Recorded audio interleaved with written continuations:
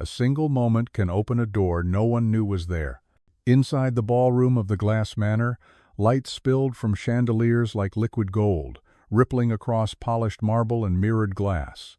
Conversations floated in soft currents, champagne flutes clinking, silverware whispering against porcelain, the polite hum of people who never worried about money. At the edge of that glittering world moved Grace Larkin, a waitress in a gray and white uniform, her hair braided neatly, her smile steady but tired. She balanced a tray with the precision of someone who could not afford mistakes. Every motion was learned: survival pour, nod, retreat. She stopped at the table reserved for Richard Langford, the billionaire CEO whose company name gleamed on half the skyscrapers in Manhattan. His posture was the kind carved by power and habit, straight, immovable, untouched by anything ordinary. When Grace leaned forward to pour his water, the chain around her neck slipped from beneath her collar. A small pendant, a silver teardrop with a single blue stone, caught the chandelier's light. The flash was quick, delicate, but Richard saw it. His hand froze halfway to his glass. The color drained from his face. Grace blinked, unsure what she had done wrong. "Is everything all right, sir?" she asked, her voice low, trained to sound invisible. Richard didn't answer. His eyes were locked on the necklace as though it had crawled out of a nightmare. Finally he spoke, the words gravel in his throat. Where did you get that?" "This?" She touched the pendant, suddenly self-conscious. "It was my mother's. She said it was a gift from someone she loved a long time ago." The room seemed to still. Forks paused mid-air. A violinist faltered, the note dying in silence.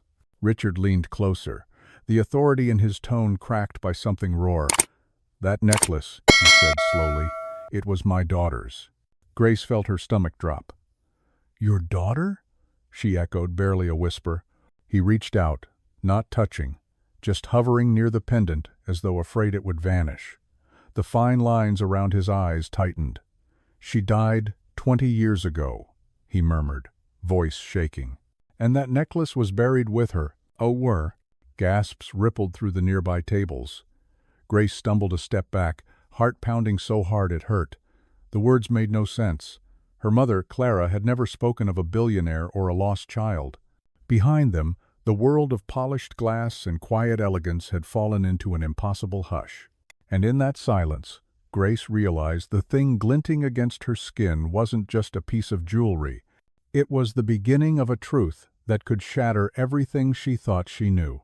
Grace stood frozen in the soft chaos that followed, her tray still trembling in her hands as whispers rolled across the hall like ripples on glass. The man before her, Richard Langford, was the kind of presence that made time hesitate. His gaze alone felt like judgment rendered. Around them, guests turned discreetly, feigning indifference while their curiosity burned bright behind raised champagne flutes. Grace wanted to speak, to explain that the necklace had always been her mother's, but the weight in Richard's eyes made words impossible. He looked at her not as a stranger, but as a ghost come to life. A manager hurried over, voice strained with forced politeness, asking if everything was all right. Richard didn't answer. He merely gestured sharply for privacy. Grace lowered her tray, heart thudding so hard she feared the sound might echo through the marble room. The air had shifted from celebration to courtroom, and she stood at its center, unprepared for a trial she didn't understand. Richard's fingers flexed once on the tablecloth, veins showing faintly beneath immaculate skin.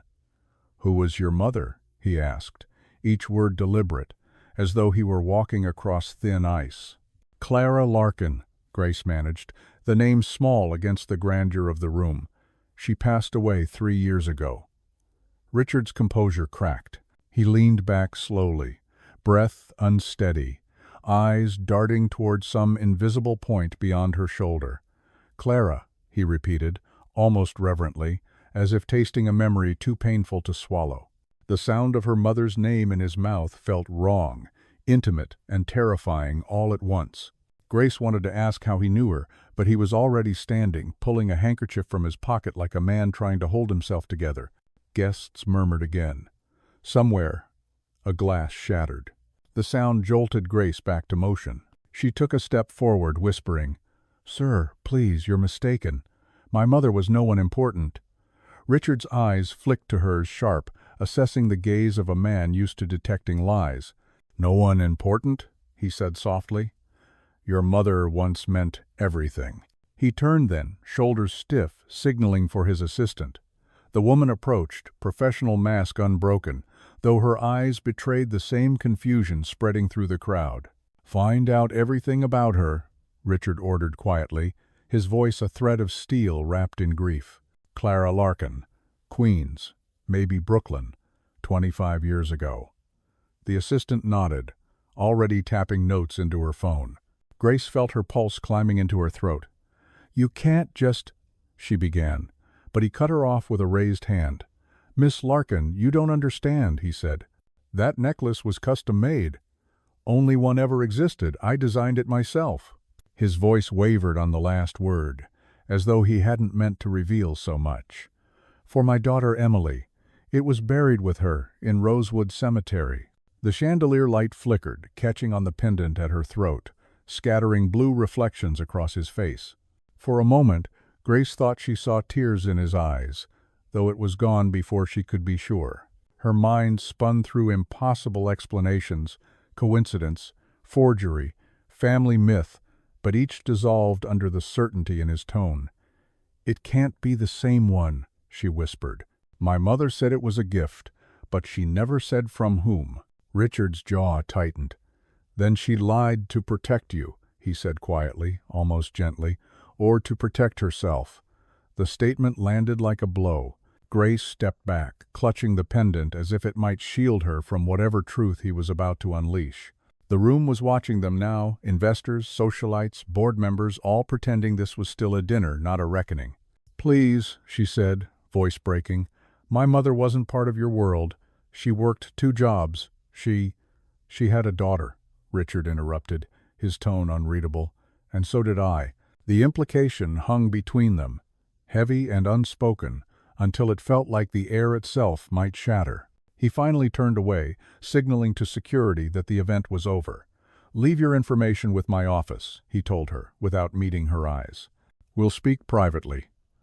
Then he was gone, surrounded by assistants and whispers, leaving Grace standing amid the fragments of her own certainty.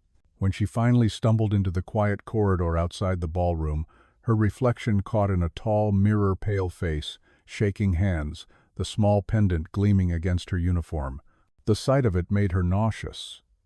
She wanted to rip it off, to fling it away, yet her fingers refused to let go. The necklace pulsed with the weight of stories untold, of promises whispered long before she was born. She sank onto a bench near the window, the city's night glow spilling through the glass like restless fire. Somewhere out there, her mother's memory was unraveling, and a man with power beyond imagination was digging into the past she'd never questioned. Grace pressed her palms together, fighting the tremor in her breath. For the first time, she realized the truth might not set her free, it might destroy her. And yet, deep down, beneath the fear and confusion, another emotion stirred not dread, but a faint, dangerous curiosity. If Richard Langford truly knew her mother, then buried somewhere in his world was a story she was meant to uncover. The pendant at her throat seemed to hum with that silent promise, the same rhythm as her heartbeat, guiding her toward the truth waiting behind locked doors and whispered names. The next morning, Grace found herself standing outside the Langford Holdings headquarters, a glass monolith that rose above the city like judgment itself. The sky was pale gray, the kind that made everything feel temporary and fragile. She clutched her small purse against her chest, the necklace hidden beneath her blouse, its cold weight pressing into her skin like a reminder of unfinished business. Part of her wanted to run, to forget the entire encounter, but something deeper, perhaps the same stubborn streak her mother used to call courage, pulled her forward. Inside, the lobby gleamed with marble and muted power. Executives moved like clockwork, their steps precise, their voices hushed.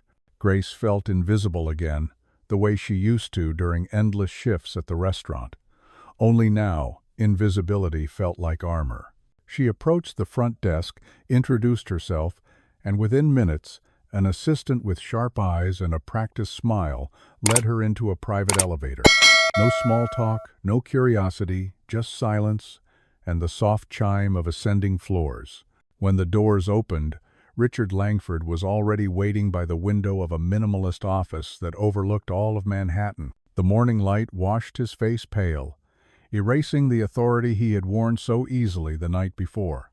"Thank you for coming," he said quietly, gesturing for her to sit. His voice had lost its sharp edges. It carried something closer to guilt.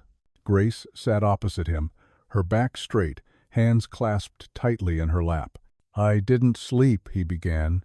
"I kept seeing that necklace, hearing your mother's name. Clara Larkin. I didn't imagine it, did I?" Grace shook her head.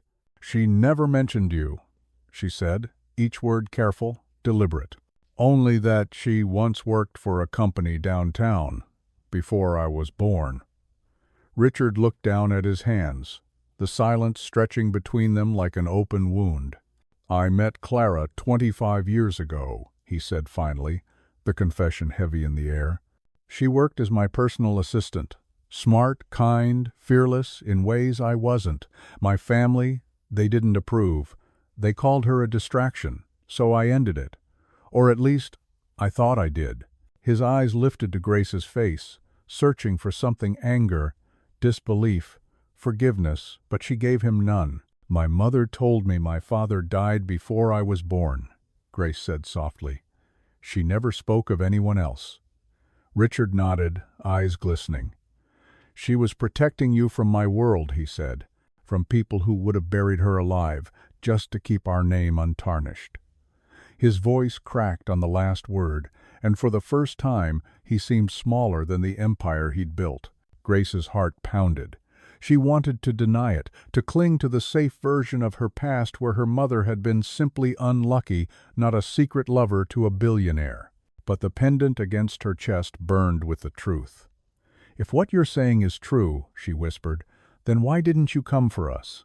Richard's expression twisted, half grief, half self-loathing. "Because I didn't know," he said. "When she disappeared, I thought she'd moved on. Then I remarried, and my daughter Emily was born. The necklace was a twin one for her, one for Clara. When Emily died in that car crash, we buried hers with her. The other vanished. Until last night." Grace felt the floor tilt beneath her. The story made cruel sense. 2 necklaces, 2 lives, one erased, one hidden. "You're saying I'm—" she started, but he raised a hand gently. "I'm saying there's a chance," he interrupted, voice trembling. "And I can't ignore it, not again. I've already arranged for a DNA test. It's the only way to be certain." She looked at him for a long moment, seeing not a tycoon but a man unraveling under the weight of his own past.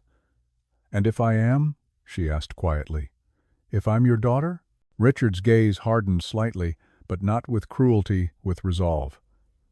"Then I'll make it right," he said, "no matter what it costs me. And, The assistant entered briefly, placing a small envelope on the desk, a copy of her mother's old employment records, retrieved overnight. The paper smelled faintly of dust and time. Grace unfolded it with trembling fingers. There was her mother's handwriting, delicate and precise, and beneath it, a signature she'd never seen before, R. Langford. In the margin, faint and almost erased, someone had written, "For Clara, keep this safe." Grace stared at the words until they blurred. All the stories her mother had told her about love, about loss, about promises broken, suddenly rearranged themselves into something unbearably real.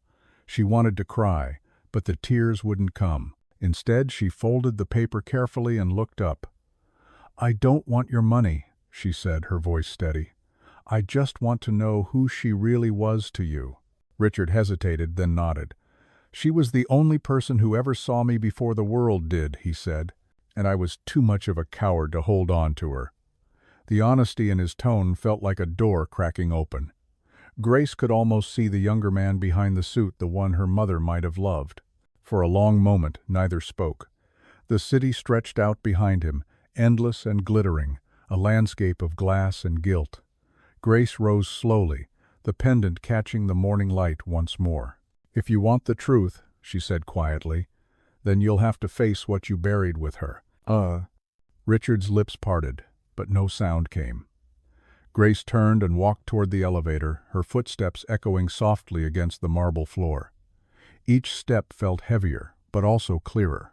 The air outside the office was cold, but clean. She pressed the pendant against her heart, feeling its familiar shape beneath her fingers.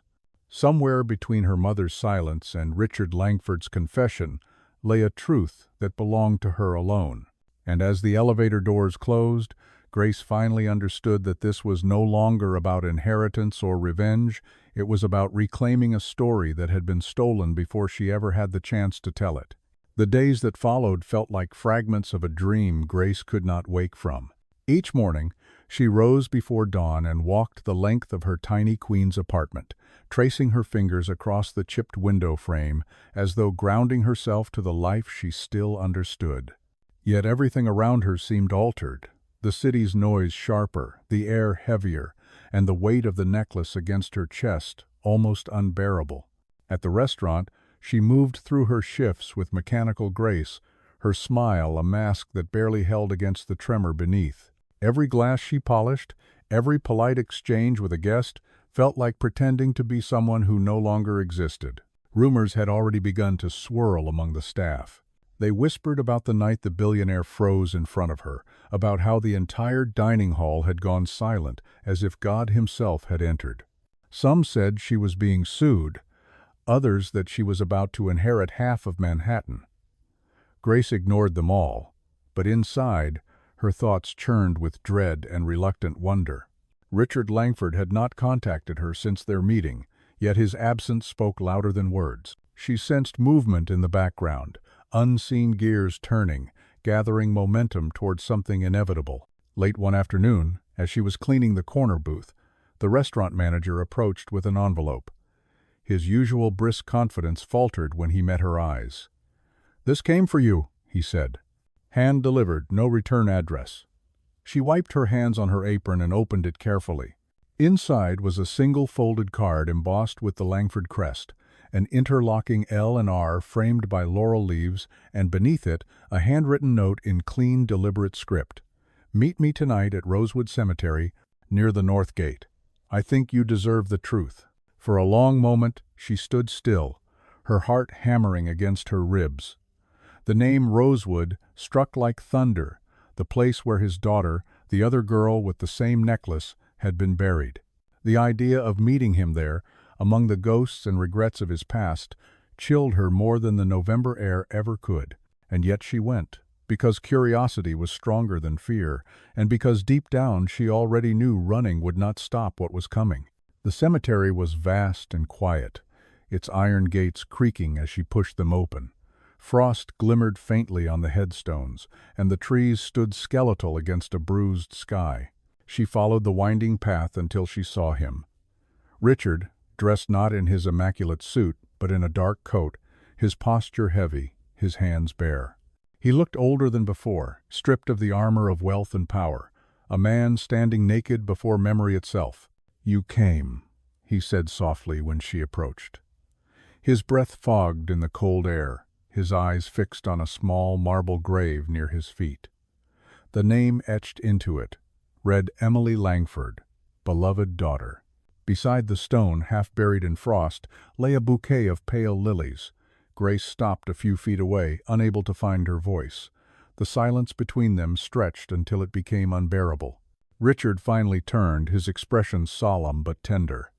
"I asked you here because I wanted you to see where it all began and where it ended." His voice trembled slightly. "Everything I built, every decision I made was haunted by this place." He knelt, brushing snow from the grave's edge, his movements reverent. "Emily was only 6 when she died. The car lost control on the bridge. My wife blamed me, said I was too consumed by business, by ambition. She wasn't wrong."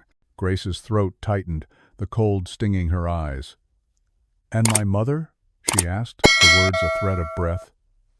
"Where does she fit into this story?" He looked up at her, the lines of his face deepening under the gray light. "After Emily died, I saw Clara again. She came here to this grave the night after the funeral. I didn't know until years later that she'd been pregnant. She told me she wanted nothing from me. No money, no name, only to raise the child in peace. She said she would tell you your father was dead because it was easier than explaining the truth. Grace felt her knees weaken. She stared at the grave, at the earth that separated the daughter he had lost from the one he had never claimed. "You let her leave," she said quietly, not accusing, only astonished. Richard's eyes glistened, his voice raw. "I thought I was doing what she wanted. I thought it was mercy." He exhaled sharply, almost a sob. "But mercy and cowardice look the same when you're the one left behind." A gust of wind swept through the trees, scattering dead leaves across the path. Grace closed her eyes, listening to the rustle and the distant hum of the city beyond the cemetery walls. When she opened them again, she met his gaze and for the first time saw not power, not guilt, but human fragility. She stepped closer until they stood on either side of the small grave. "You said I deserved the truth," she said, "but you still haven't told me what it means to you." He swallowed hard, his jaw tightening. "It means that I failed 2 daughters instead of 1, he said simply. "It means that every dollar I earned, every headline that praised me, was built on silence." He looked at her then, the wind ruffling his silver hair, his eyes wet but steady. "And it means I want to make it right if you'll let me." Grace's fingers brushed the pendant at her neck. The metal was icy against her skin, but she no longer wanted to hide it. She bent down and placed a single lily beside the grave, the flower trembling in the breeze. "You can't change what's buried," she murmured, "but you can decide what grows from it." For a long moment, neither of them moved. The city lights flickered faintly through the trees, and somewhere far off a church bell tolled the hour. When she finally turned to leave, Richard didn't stop her. He simply watched, his figure framed by marble and shadow, a man finally learning what it meant to be still. As Grace walked back through the iron gates, she felt something inside her shift. Not peace, not yet, but a fragile beginning. The truth had not set her free, but it had broken the walls that confined her. And in the echo of that cold November night, she carried the faint hope that some wounds, when faced with honesty, could one day learn how to heal. A week passed before Grace heard from Richard again, though his presence lingered everywhere she went, like a shadow stitched to her steps. The newspaper headlines had begun to murmur about an anonymous source, claiming that Langford Holdings was under internal review, that someone inside had reopened long-buried files linked to the company's charitable division. Grace didn't need to guess who was behind it. She sensed that Richard had started digging into his own empire, perhaps searching for penance in paperwork. The thought unsettled her because redemption, when powered by guilt, often carried the weight of destruction. At night, she replayed their meeting at the cemetery, the way his voice cracked when he said, "I failed 2 daughters instead of 1. It haunted her not as a confession but as a premonition, as though fate were warning that truth never came alone. Her mother used to say that secrets rot quietly until someone dares to open the door. Now Grace feared she had become that someone. She was closing up the restaurant when a familiar black sedan pulled to the curb outside. The driver stepped out and handed her a small envelope embossed with the Langford crest. Inside was a single sentence written in Richard's careful hand. "I need to see you before everything changes." Beneath it was an address, not his office, but a location she recognized from headlines, the Langford Foundation headquarters, the philanthropic branch of his company. Her pulse quickened. The timing, the secrecy, the tone, it all carried the weight of something irreversible. The building loomed like a cathedral of glass and steel, its facade reflecting the city's restless night. Security guards nodded her through without question, and she followed the long corridor toward a softly lit conference room. Inside, Richard stood by a wall of monitors displaying spreadsheets, photographs, and internal memos. His coat was draped carelessly over a chair, his sleeves rolled up, his expression grim. "You found something," she said quietly, her voice echoing in the sterile air. He turned toward her, Exhaustion etched deep into the corners of his eyes. "I found everything," he replied. "And none of it is what I wanted to see." He gestured toward the monitors, and Grace stepped closer. There were documents showing the misuse of foundation funds, transactions rerouted through shell companies, forged signatures. In the center of the chaos glowed one familiar name, David Mercer, Richard's longtime partner and the man credited with much of the company's success. Richard's tone was low, almost a whisper. "David has been siphoning millions for years. He covered it by falsifying charitable grants, using names of families who never received a cent. Your mother's name was one of them." Grace felt her chest tighten. "My mother?" she asked, disbelieving.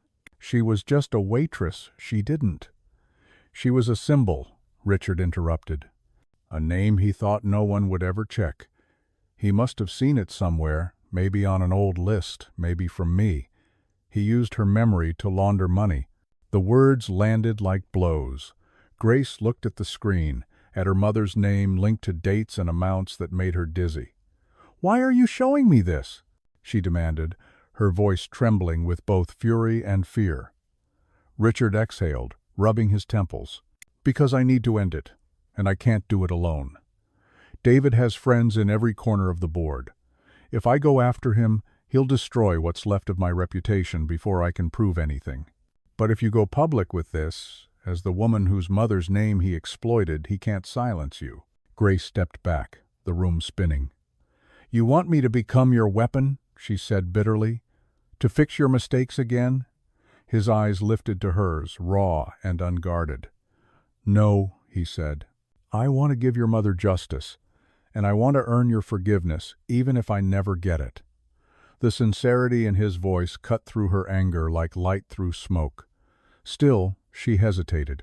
"If we do this," she said slowly, "the truth won't just destroy him, it'll destroy you too." Richard nodded once, the faintest smile touching his lips. "Maybe that's the price of finally doing something right." They worked through the night, combing through files, saving evidence, contacting a journalist trusted for her integrity. By dawn, the first draft of an exposé sat in Grace's trembling hands. Pages filled with numbers, signatures, and the silent proof of years of betrayal.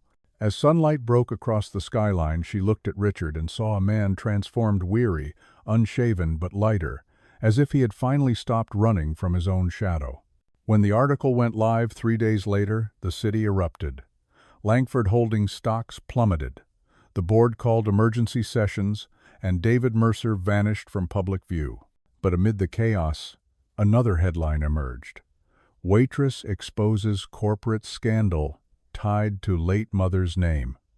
Her photograph, grainy, taken outside the restaurant, filled the screens of morning news shows. Some called her brave, others accused her of blackmail. Grace ignored them all. The truth, once released, no longer belonged to her.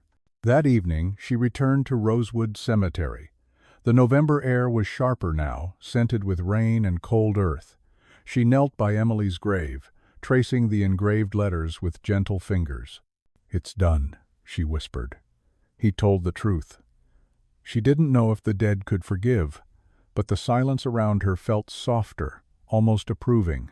Behind her, footsteps crunched on gravel.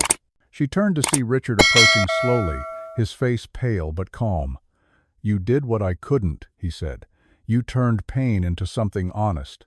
Grace rose, brushing the dirt from her knees. "We did it," she corrected. "Now you have to live with what's left." He nodded, a faint smile breaking through the exhaustion. "Maybe that's enough," he said quietly. Then, after a pause, "There's one more thing. I had the DNA test processed. The results came in this morning." "Oh." Grace's breath caught, but he didn't hand her the envelope he carried. Instead, he placed it gently on the headstone. "You decide if you want to know," he said. "The truth belongs to you now." For a long time after he left, Grace stood in the fading light, the wind tugging softly at her hair. She didn't open the envelope. Not yet. She pressed the necklace to her heart and looked toward the city skyline, glowing faintly beyond the trees. Somewhere within that glow lay the ruins of power, and somewhere within her chest the first quiet pulse of freedom. The news spread through the city like wildfire, igniting every screen and conversation until even the people who had never heard of Richard Langford could recite fragments of his downfall. The morning talk shows turned his name into a cautionary tale, while online commentators alternated between calling Grace a hero and accusing her of opportunism. She avoided the noise, spending her days in the quiet anonymity of her apartment, where the blinds stayed half-drawn and the television remained dark. The world had taken her story, twisted it into headlines, and left her with the strange silence of victory that did not feel like winning. Sometimes, when she walked through Queens, she caught her reflection in passing windows and almost didn't recognize herself. The waitress who had once lived shift to shift had vanished, replaced by someone older, quieter, and infinitely more aware of how fragile truth could be once it escaped into the open. Strangers occasionally stopped her in coffee shops to offer thanks or sympathy, and though she smiled politely, she always felt a flicker of unease. Every thank you reminded her that her mother's name now lived in public record, dissected by strangers who had never known her laughter or her kindness. One evening, as twilight bled over the city, she received a call from an unknown number. The voice on the other end was soft but firm, a woman's voice, older, professional. "Miss Larkin," she said, "Mr. Langford asked me to reach you. He's been hospitalized, exhaustion mostly. He's asked for you." Grace stood motionless by the window, the streetlights flickering below like distant stars. "Which hospital?" she asked after a long pause, her voice barely audible. When she arrived, the sterile corridors of Street Augustine smelled faintly of antiseptic and wilted flowers. Nurses moved quietly around her, their shoes whispering against the polished floor. She found Richard in a private room overlooking the East River, hooked to monitors that blinked steady, rhythmic patterns of light. His face was pale, the authority drained from it, leaving only weariness and a kind of peace she had never seen before. He looked up when she entered, and for a moment, neither spoke. "I wasn't sure you'd come," he said finally, his voice roughened by fatigue but threaded with gratitude. She set her bag down and sat beside him, folding her hands in her lap. "You gave me no reason not to," she replied softly. "Though I can't say I expected this." He smiled faintly. "Public disgrace takes more out of a man than I'd imagined," he said. "But for the first time in decades I feel lighter." "Oh?" Grace studied him the way his hands trembled slightly, the hollowness beneath his eyes, the exhaustion that clung to him like a confession. "What happens now?" she asked. "The board voted me out yesterday," he said, almost matter-of-factly. "David Mercer will be indicted soon, but they needed a scapegoat, and I was the easiest choice. I'm finished in business, at least officially." He turned his head toward the window where the river glimmered beneath the fading Sunday. "But maybe that's what I needed to stop building things that didn't matter." Grace looked down at her hands, then at the envelope resting on the bedside table. "Did you ever open it?" she asked quietly. Richard's gaze lingered on the sealed paper for a moment before he shook his head. "No? I thought about it," he said, "but I realized that knowing wouldn't change what I owe you. Whether you're my daughter or not, you're the only person who's ever forced me to be honest." The words caught her off guard. For the first time, she saw the faint resemblance between them, not in their features, but in the gravity they carried. Both had been shaped by silence and survival. "You don't owe me anything," she said finally. "You owed her." Richard smiled, eyes softening. "Then let me repay her through you," he said. "There's a trust fund under your mother's name, one that was supposed to go to charity years ago. I've reassigned it for a scholarship program in her honor. It's the least I can do." Grace exhaled slowly, a mix of gratitude and ache tightening her chest. "You really don't need my permission," she said. "But thank you." They sat together in quiet understanding as the city lights flickered to life across the river. For a while, the only sound was the steady rhythm of the heart monitor, a mechanical echo of time passing that neither could reclaim. When a nurse entered to check his vitals, Grace stepped aside, watching Richard's reflection in the darkened window. He looked smaller somehow, yet more complete, a man stripped of illusions, resting in the ruins of his own empire. When the nurse left, he turned to her again. "You know," he said, his tone almost wistful, "your mother once told me that truth isn't something you find, it's something you earn. I didn't understand it then. I think I do now." Grace smiled faintly, the memory of her mother's voice surfacing like a tide. "She would have liked hearing that," she said. He nodded, eyes glistening. "She had a way of seeing the best in people," he murmured, "even when they didn't deserve it." As she rose to leave, Richard reached for her hand. His grip was weak, but the warmth in it lingered. "Whatever happens," he said, "don't let this story define you. Let it free you."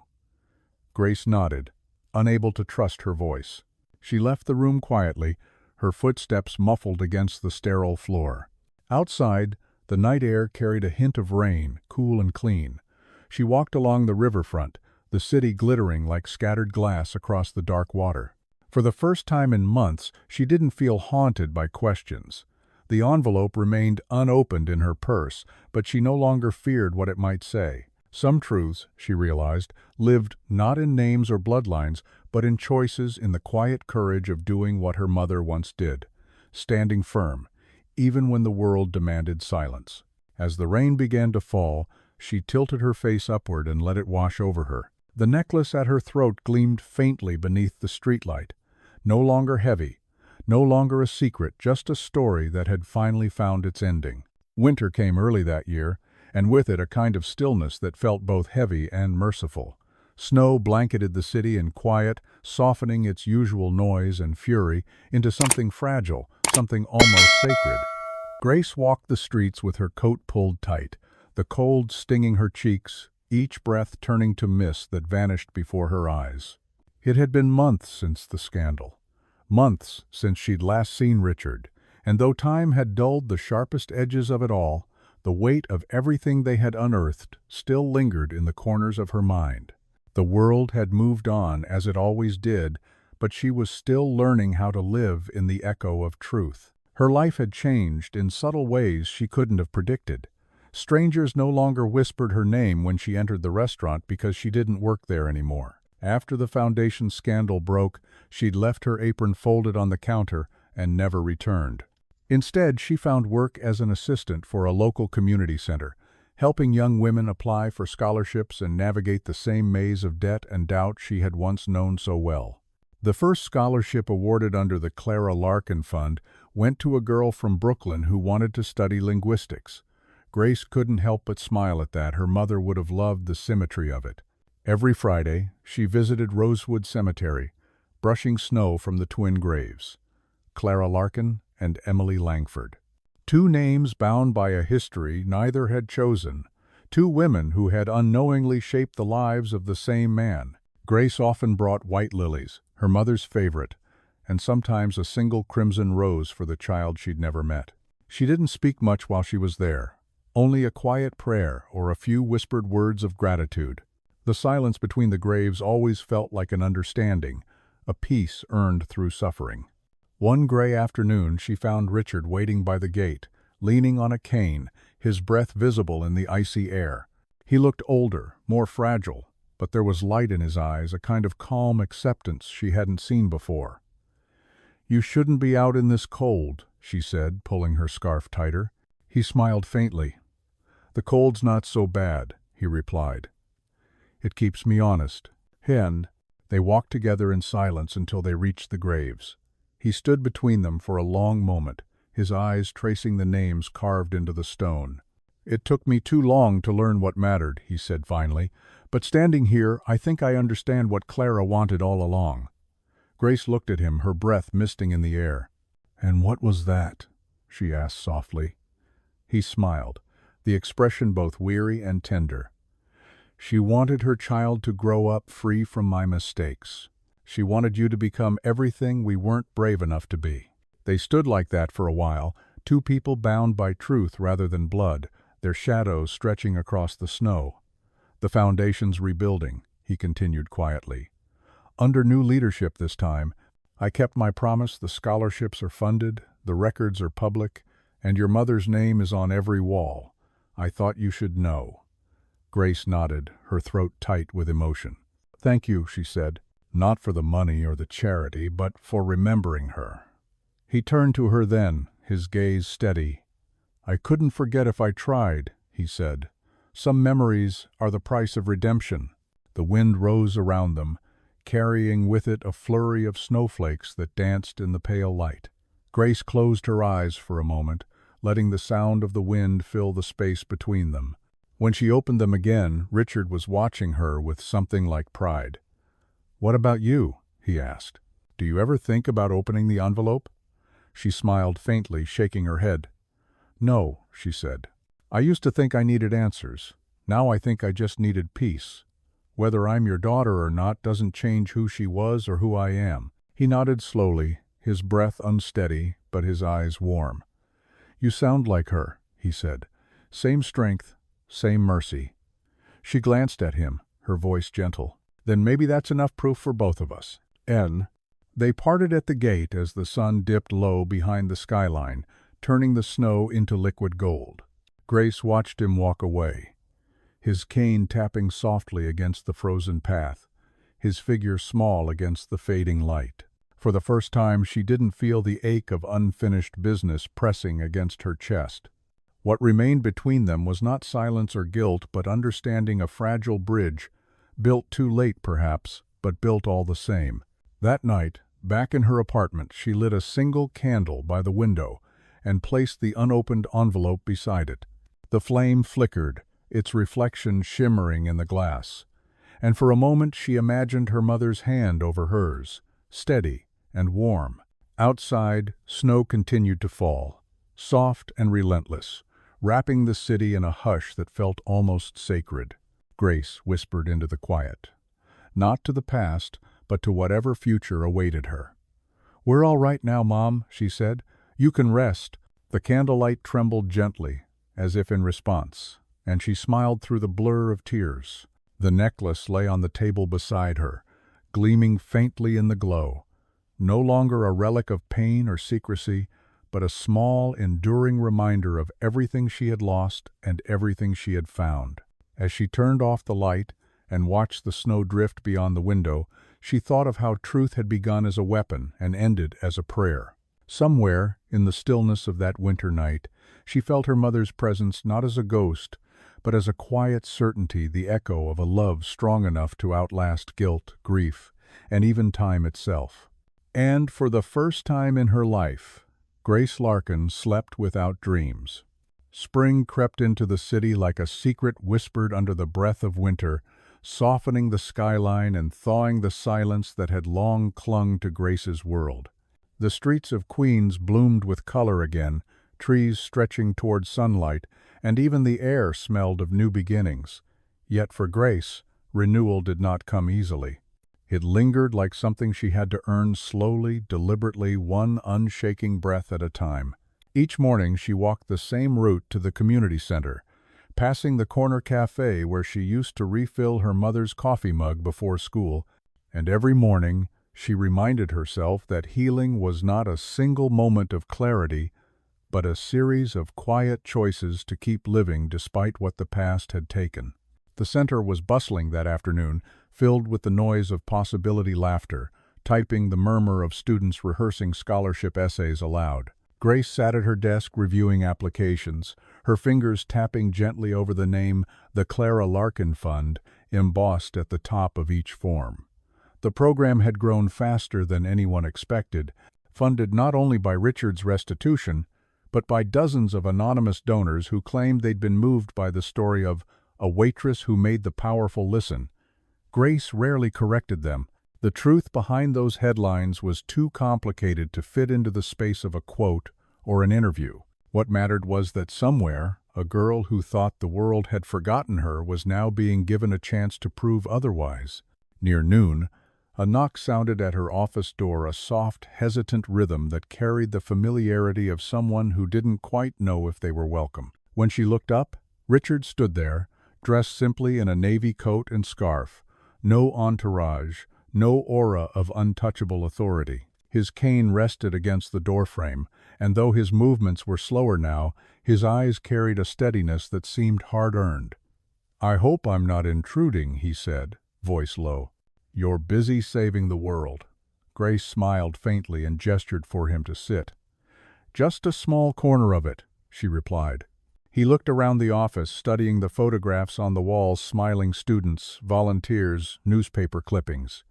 "It's beautiful," he said quietly. "You turned everything we broke into something alive." Grace set down her pen and met his gaze. "We didn't break it," she said softly.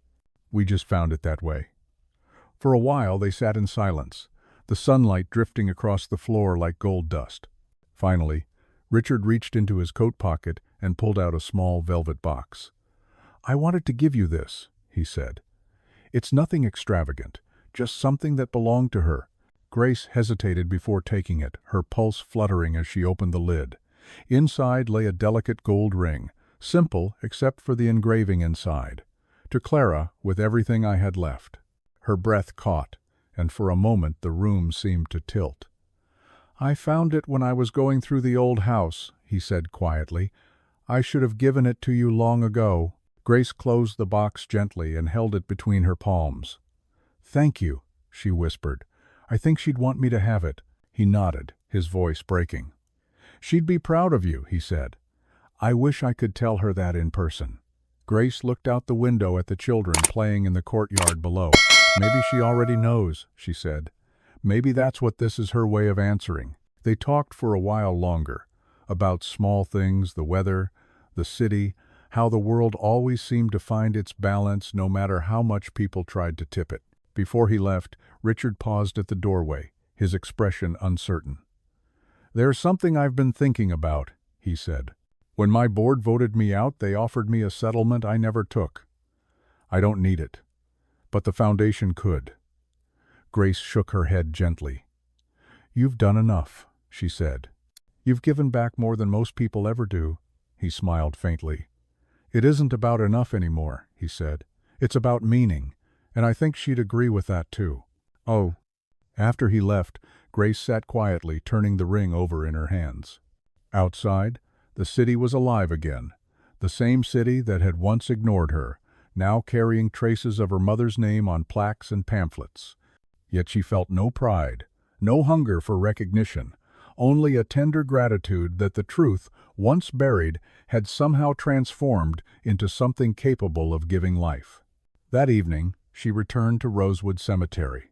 The snow was gone, replaced by tender shoots of green pushing through the damp soil.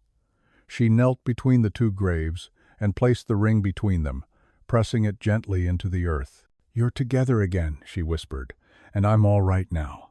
The breeze stirred through the trees, carrying with it the scent of spring rain and something else, something lighter, like forgiveness. As she stood to leave, a single shaft of sunlight broke through the clouds, striking the necklace at her throat. For the first time, she didn't look away from its glow.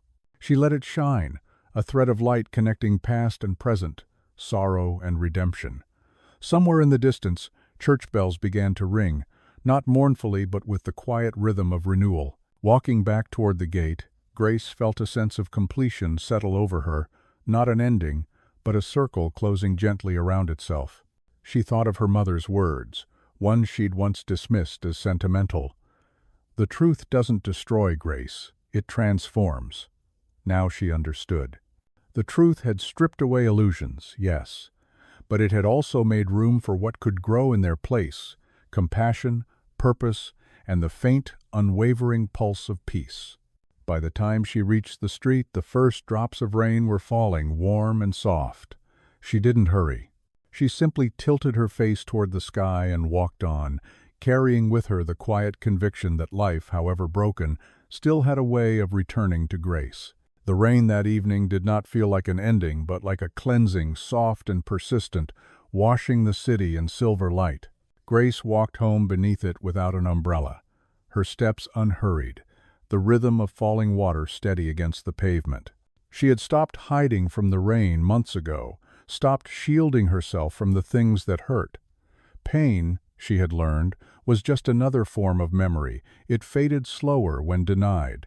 The air smelled of wet earth and renewal, and somewhere above the skyline thunder rolled, low and distant, like the sound of a heart remembering how to beat again.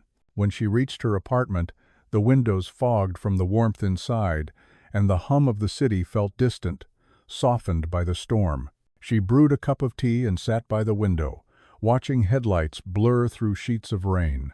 On the table beside her lay a folder filled with letters from scholarship recipients, young women whose gratitude spilled from the pages in uncertain, hopeful handwriting. Each letter carried pieces of her mother's spirit, perseverance, gentleness, and an unshakable belief that kindness could outlast cruelty. Grace read them slowly, smiling to herself, tracing the names as though memorizing a lineage of courage she had unknowingly helped to continue. It was nearly midnight when she heard the knock at her door, a slow, deliberate rhythm that did not startle her, but made her heart quicken nonetheless. When she opened it, Richard stood there, rain dripping from his coat, his hair damp, his cane leaning lightly against the doorframe. "I'm sorry," he said, voice low. "I should have called first, but I needed to see you." Grace stepped aside and motioned him in, the warmth of her apartment wrapping around them both. "You look exhausted," she said gently. He gave a quiet laugh. "You sound like your mother used to," he replied. "She always worried more than she admitted." He sat by the window, gazing at the city through the streaked glass. "I got the final notice from the court today," he said. "Mercer's been convicted. The company's been dissolved. They'll use what's left to fund the foundation."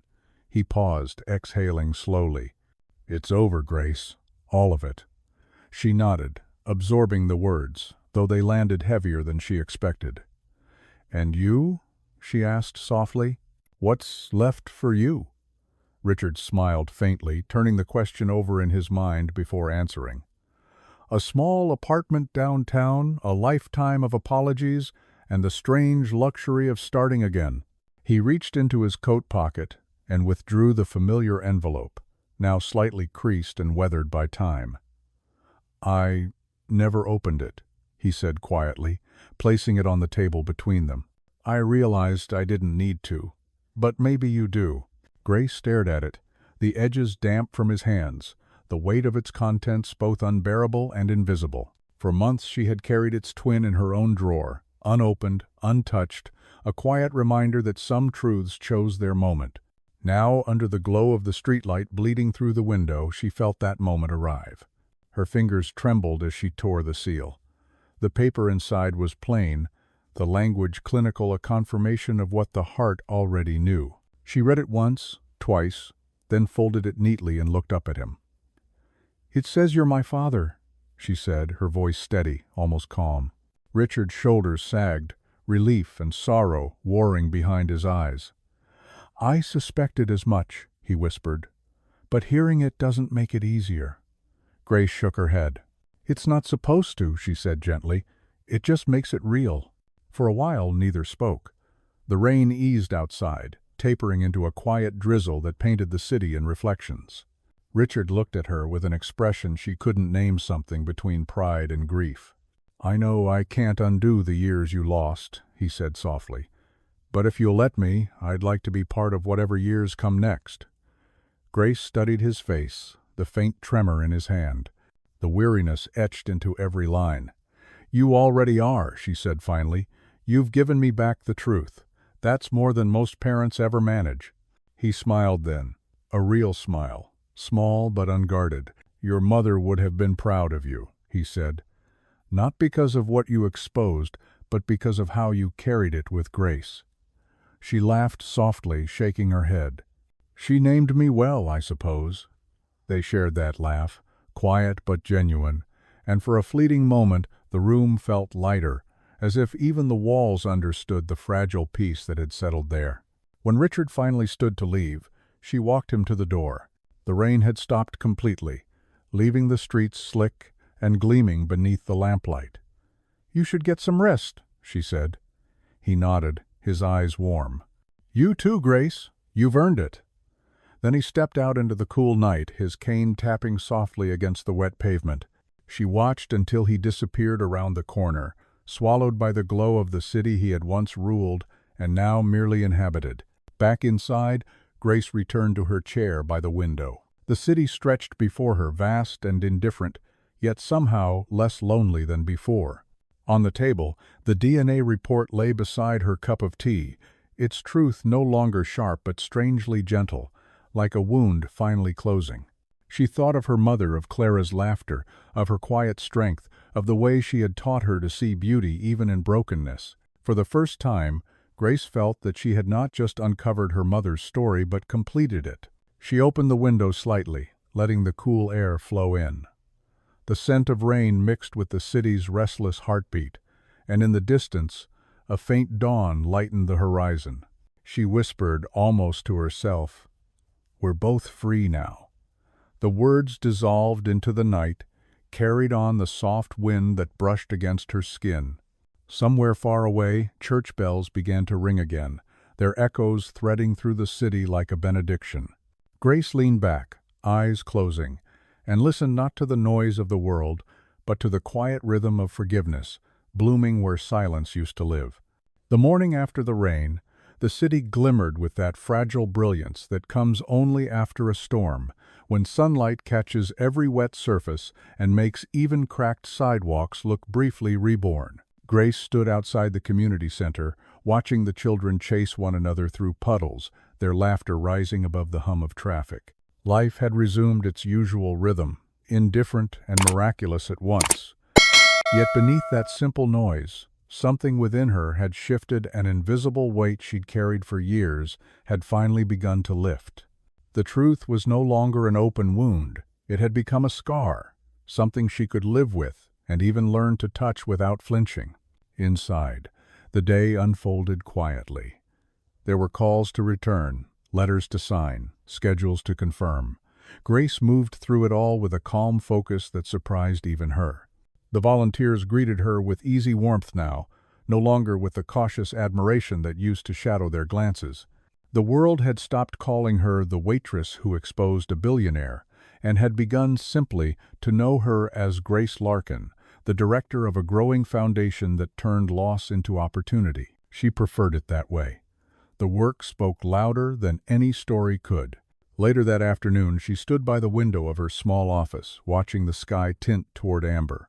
On her desk lay a framed photograph taken at last month's scholarship ceremony. Richard, standing beside her, thinner but smiling, surrounded by the first generation of students funded under her mother's name. He had looked peaceful that night, the guilt in his eyes replaced by something softer, almost paternal pride. She hadn't seen him since then, but they exchanged letters, occasionally short, handwritten notes filled with reflections about books, memories, and the small mercies of aging. Each letter felt like a quiet reconciliation. Two lives once divided now learning to coexist in the same truth. As dusk settled, Grace left the center and began her walk home. The streets pulsed with life, the scent of food trucks, the chatter spilling from open cafe doors, the faint rhythm of a street musician's guitar echoing beneath the train tracks. The city no longer intimidated her. It felt for the first time like belonging. She passed by the restaurant where everything had started and paused outside for a moment, peering through the window. A new waitress stood at the counter, balancing trays with the same nervous care Grace once had. For a brief second, she saw her younger self reflected in the glass, tired, hopeful, unaware of the storm waiting just beyond that dining room. She smiled faintly and whispered, "It was worth it," before continuing on her way. When she reached her apartment, the mailbox held a single envelope marked with Richard's familiar handwriting. Inside was a brief note. "I wanted to tell you before the papers do. The doctors say my heart is failing faster than expected, but I'm not afraid. I've had the chance to live honestly, and that's more than I deserved. Thank you for showing me that the truth, when faced with grace, can still save what's left of a man." The letter trembled in her hands. She sat down slowly, the evening light dimming around her. For a long time she didn't move. She just let the silence fill the room until grief softened into something else, an ache that was almost gratitude. She took the ring he had given her months before, placed it beside the letter, and whispered a prayer that was neither for his life nor his death, but for his peace. The funeral, when it came, was small and private. A handful of colleagues, a few former employees, and several scholarship students stood among the rows of white chairs in the modest chapel. Grace spoke briefly, her voice steady, her words simple. She did not speak of empires or scandals, but of redemption, the quiet kind that asks for nothing but acknowledgement. "He taught me," she said, "that truth is not the end of love, but its beginning." When she finished, the room was silent, save for the faint hum of the organ and the sound of rain beginning again outside. After the service, she returned to Rosewood Cemetery one last time. The ground was damp but soft, dotted with the first hints of spring grass. She placed a small bouquet between the three graves, her mother's, Emily's, and now Richard's. The wind stirred gently, carrying the scent of lilies and rain. "We're all home now," she said softly, her voice steady in the cool air. "And we're all forgiven." Standing there, Grace felt no urge to cry. Instead, a calm warmth spread through her chest, quiet but sure, like the sun rising after too long behind clouds. She looked toward the horizon, where the city's silhouette shimmered against the light, and she understood that redemption wasn't about undoing the past, it was about learning to live with it, honestly and without fear. When she left the cemetery, the rain had stopped again, leaving the streets shining under the pale gold of early evening. She walked without hurry, each step carrying her closer to a life finally her own. The world felt vast, but no longer distant. It was alive with promise, imperfect and beautiful, like the people who inhabited it. And as she crossed the quiet intersection at the corner of Maple and 10th, she whispered the words she knew her mother would have said if she were their words that had carried her through every trial and every truth. "Keep walking, Grace. The light's always ahead." And she did. She walked on, her heart lighter, her pace unhurried, the city stretching open before her like a long, forgiving road toward the kind of peace that doesn't need an ending because it has finally found its meaning. The months after Richard's passing unfolded like the slow exhale of a long-held breath, quiet but certain, filled with the subtle hum of life beginning again. Spring had deepened into summer, and the city pulsed with warmth, light glancing off windows and puddles, the air heavy with the scent of lilacs and asphalt.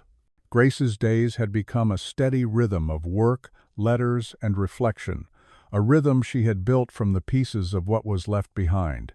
The foundation continued to grow, spreading across boroughs she had never visited, helping faces she would never know by name. Sometimes she thought of it as her mother's echo, still giving, still healing, long after the noise of their story had faded from public memory. Yet some evenings, as the city softened into twilight, Grace felt the gentle ache of what remained unfinished, the tender weight of gratitude and guilt tangled together in her chest.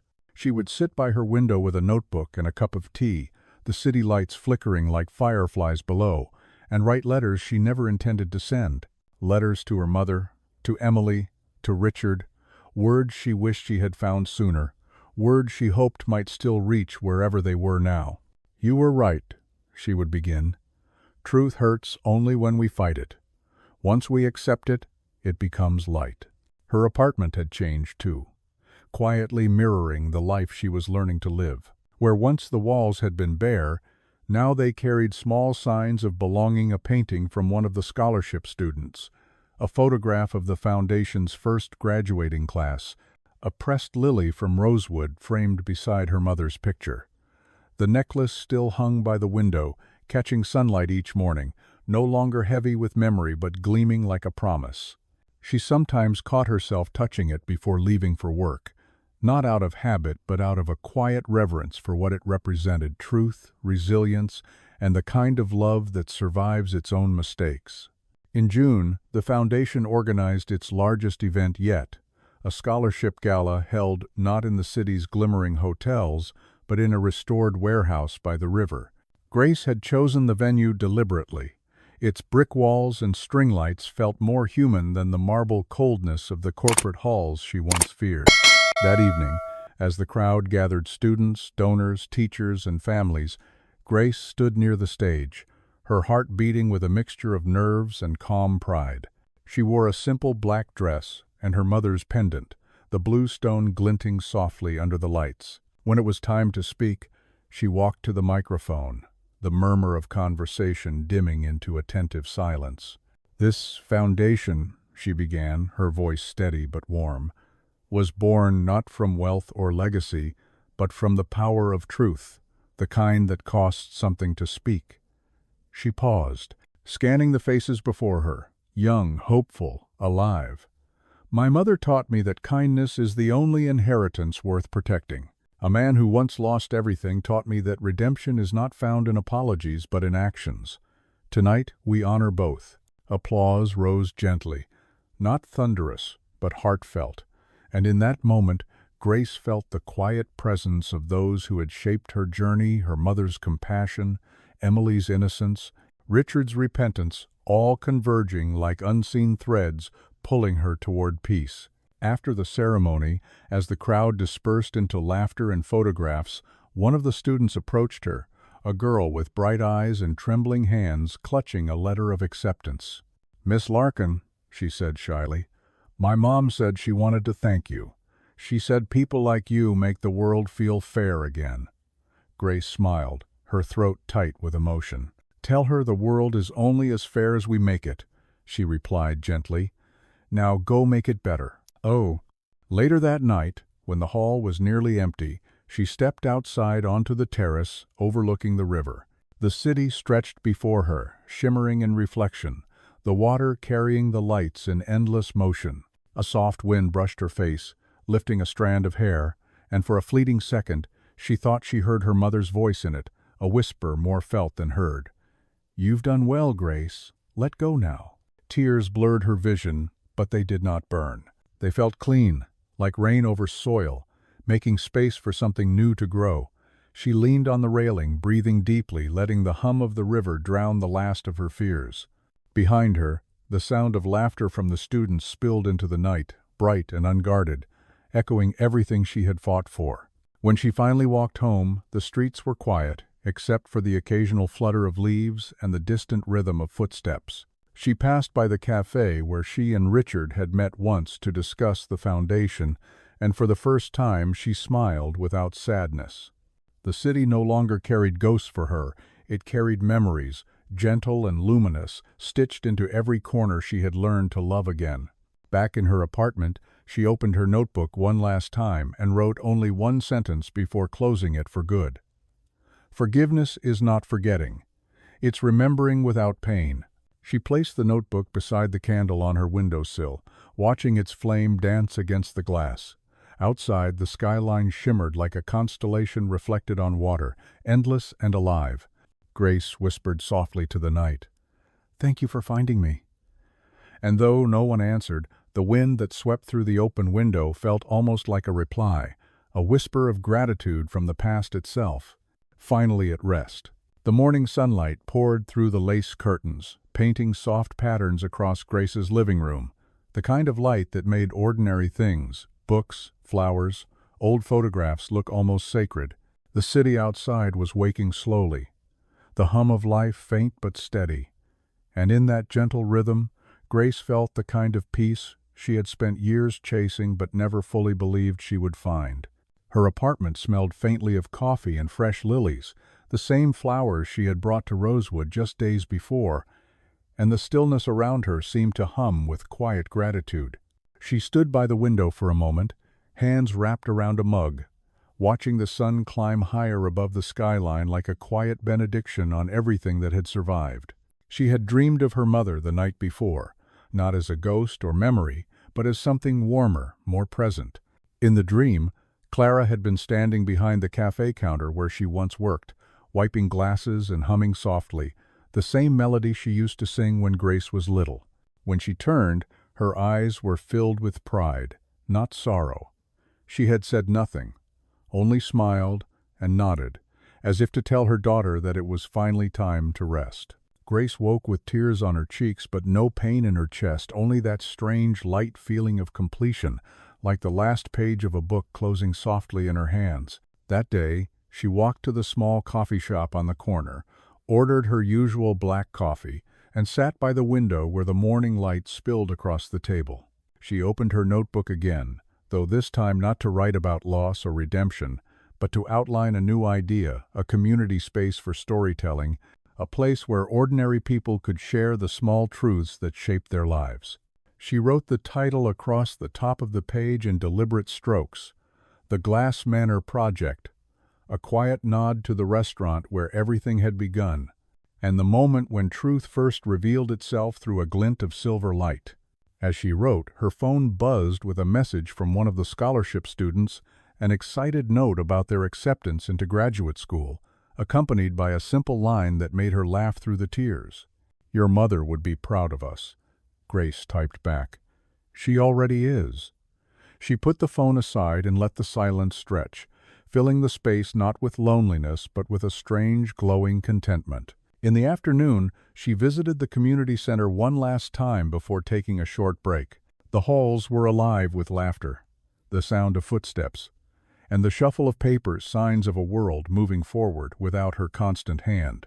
She stopped by the entrance to look at the new plaque that had just been mounted on the wall. "In memory of Clara and Emily, where truth becomes kindness." The words shimmered faintly in the sunlight, and Grace reached out, tracing them with her fingertips. It felt like a vow renewed, a promise kept. When she stepped back outside, the air was warm and sweet with the scent of blooming trees. The city pulsed with life, a steady heartbeat she now recognized as her own. She walked without destination, her steps light, her shoulders free, the necklace resting against her collarbone like a small anchor of light.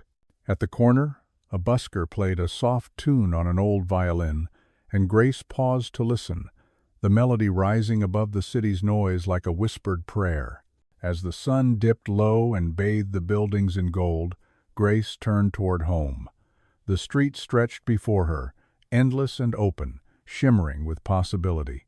Every mistake, every loss, every truth she had feared had led her to this quiet, steady moment. She breathed deeply, her heart light, her mind still, and smiled to herself as she whispered, "We made it, Mom. We're home." The city exhaled with her, the light fading gently, leaving only warmth behind. And in that fading glow, Grace Larkin kept walking, neither waiting nor searching anymore, simply alive in the truth she had earned, her story no longer a wound but a light passed on.